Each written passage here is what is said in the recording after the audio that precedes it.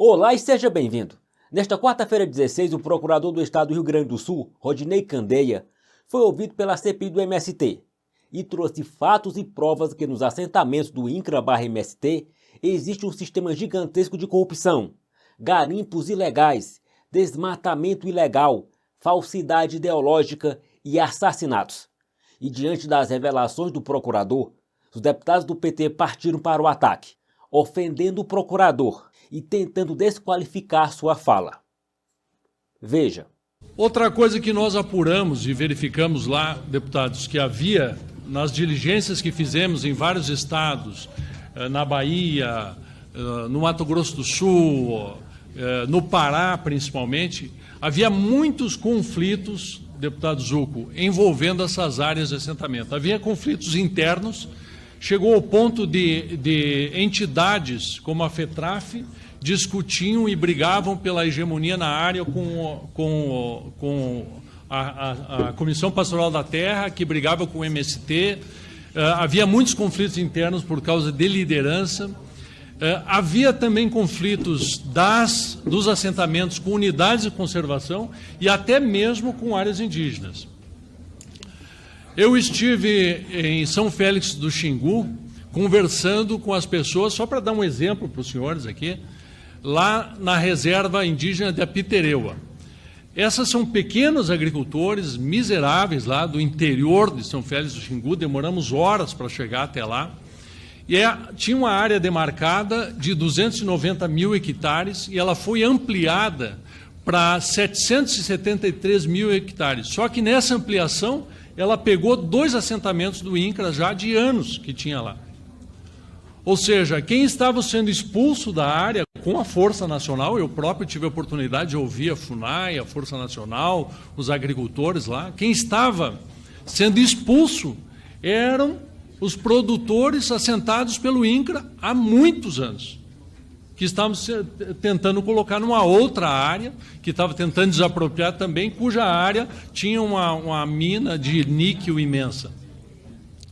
Na Bahia, também aconteceu o mesmo fenômeno, houve uma organização lá para transformar pessoas que eram assentadas do INCRA em indígenas. No sul da Bahia, houve uma fraude de identidade indígena falsa, mais de 3 mil emissões falsas. As pessoas depois vinham pedir à FUNAI para deixar de ser indígenas.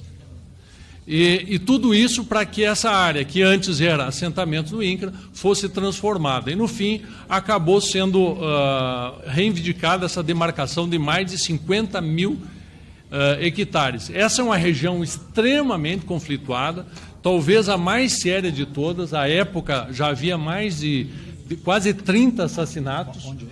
Isso é no sul da Bahia, Buruarema, perto ali de Ilhéus, por ali. E agora, o ano passado, em agosto do ano passado, aconteceu um outro conflito, que um grupo de em torno de 50 pessoas de assentados, tentou retornar para uma área que eles entendiam que era deles, e esses que se dizem indígenas os atacaram, e foi uma coisa gravíssima, com armas, com facões, e mataram 2 pessoas, deceparam o braço, um morreu queimado junto com o ônibus. Isso aqui que eu estou passando para vocês é só a parte do depoimento onde diz o que aconteceu. Então, assim, isso é um fato, né? Isso é fato, de que houve lá, agora, recentemente, mais um conflito grave com mortes e tortura. Essa é a pessoa perdeu as pernas ali, vocês podem ver. Eu não quis mostrar as outras imagens que são realmente muito chocantes, tá? Outro fato que nós apuramos também foi realmente... outro fato que nós apuramos também é o desmatamento de áreas de assentamento. Vários órgãos apuraram isso. Isso aqui não foi uma coisa apurada pela CPI. A CPI foi em busca dessas informações. Nós verificamos que o Ministério Público, na ação civil pública, que está aí o número, afirmou, sem sombra nenhuma, que o INCRA é um dos principais contribuintes para o aumento da taxa de desmatamento no Mato Grosso. Mas não só no Mato Grosso, de toda a Amazônia. que os procedimentos irregulares adotados pelo INCRA são na criação e instalação dos assentamentos, que vem promovendo a destruição da fauna, recursos hídricos, patrimônio genético, provocando danos irreversíveis ao bioma da Amazônia. Florestas fechadas foram dizimadas, espécies foram extintas e assim por diante. Só nesta área que o Ministério Público estava vendo, a retirada de madeira deu mais de 1 bilhão e 100 milhões de reais em prejuízo. Vou trazer um caso concreto aqui para os senhores verem bem como foi. Essa área, ela é localizada em Mundo Novo, no Mato Grosso. Ela era uma fazenda de 6 mil hectares, onde tinha um projeto de manejo florestal com uma serraria que empregava 400 pessoas. O sistema de manejo, ele vai tirando as árvores que podem ser retiradas, ou que estão mortas, vai beneficiando e ele, circulando, ele não abate a floresta. Bem, esta área foi invadida pelos movimentos sem terra e após a invasão, após um período de 4 ou 5 anos, ela ficou com essa característica. Além de estar totalmente devastada, ela também foi instalado vários garimpos ilegais na região. O IBAMA fez uma autuação nessa área e apontou que o INCRA é responsável por uma devastação de 3.500 hectares só nesta área, sendo aplicada, portanto, ao INCRA uma multa de 18 milhões de reais. Esse é um fenômeno também que nós verificamos, que ao invés de se punir efetivamente os responsáveis pelo devastamento, pelo desmatamento, eles puniam sempre o INCRA. Havia, deputados, uma estatização da responsabilidade ambiental. O INCRA, portanto, tem autuações milionárias, bilionárias a respeito de devastação ambiental. Também uma coisa que se fazia nesses lotes é o seguinte: um lote tinha capacidade de ser dividido em 40 lotes. Se fazia uma divisão em 80 lotes para colocar mais beneficiários da reforma agrária nele. Então, em áreas como essa específica que a gente está vendo, 82% dos lotes, por não respeitar o módulo rural, eram tecnicamente inviáveis para a sobrevivência dessas pessoas ali assentadas. E aí tem outros, eu trouxe os documentos aqui apenas como exemplo dos senhores. Há outros documentos comprovando o desmatamento ilegal, que os senhores podem ver. Depois houve um estudo da Amazon e da agência pública, pelos pesquisadores Maurício Schneider e Carlos Brandão Júnior. Se não me engano, inclusive, o Carlos Brandão Júnior é consultor dessa Câmara.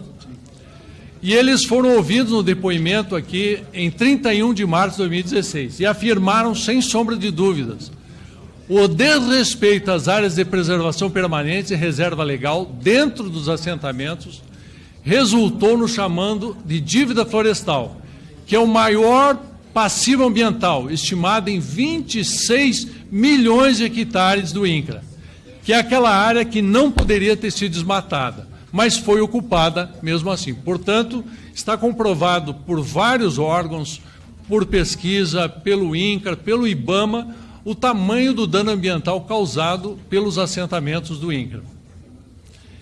E o que se verificou também é que isso alimentava um sistema gigantesco de corrupção.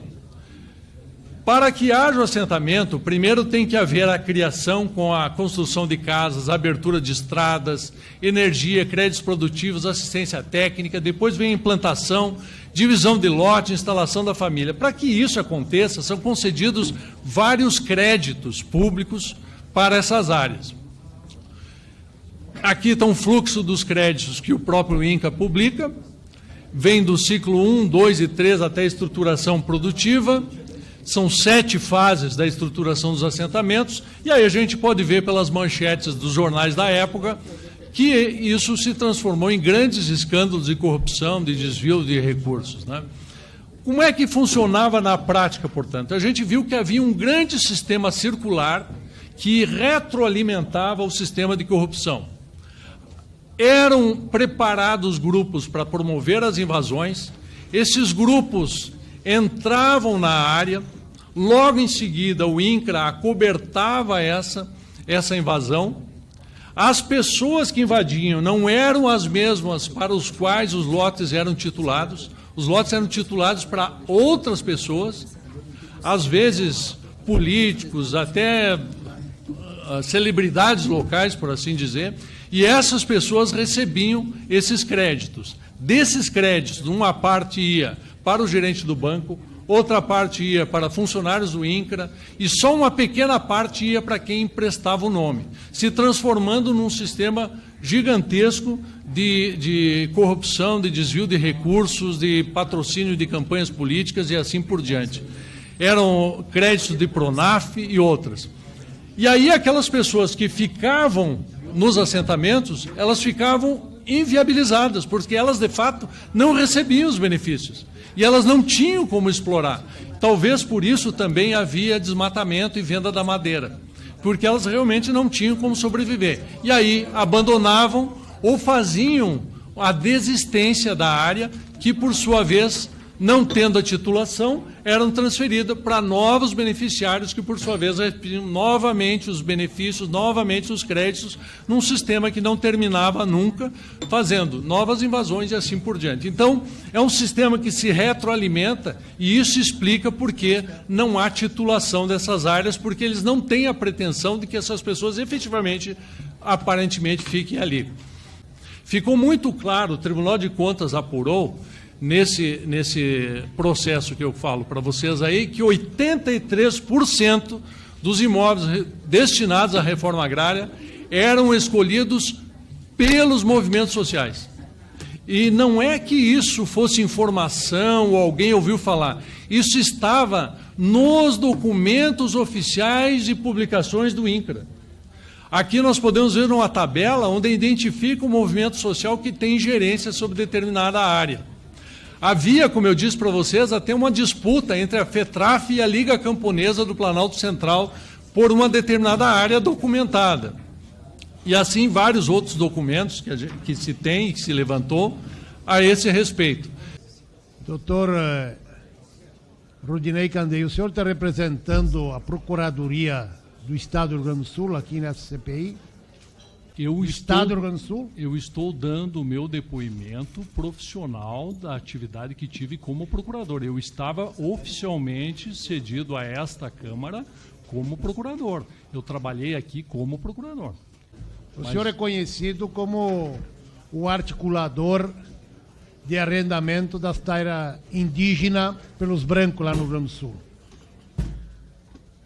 O senhor continua ainda pensando nessa questão que os índios têm que arrendar as terras? Deputado, com o devido respeito à sua posição, mas eu acho que o senhor tem que medir um pouquinho as suas palavras, né? Porque o senhor acusar um procurador de que está articulando arrendamento, o senhor precisa ter alguma base para fazer essa afirmação. Isso, o senhor me perdoe, mas isso aí beira a irresponsabilidade, né? Doutor, se o senhor insistir nisso, eu vou ter que lhe responsabilizar, porque eu não tenho nem ideia do que o senhor está dizendo. O que a gente percebe é que persiste essa intenção de criminalizar, sobretudo o MST. Essa é a tática. E hoje, depoentes que vêm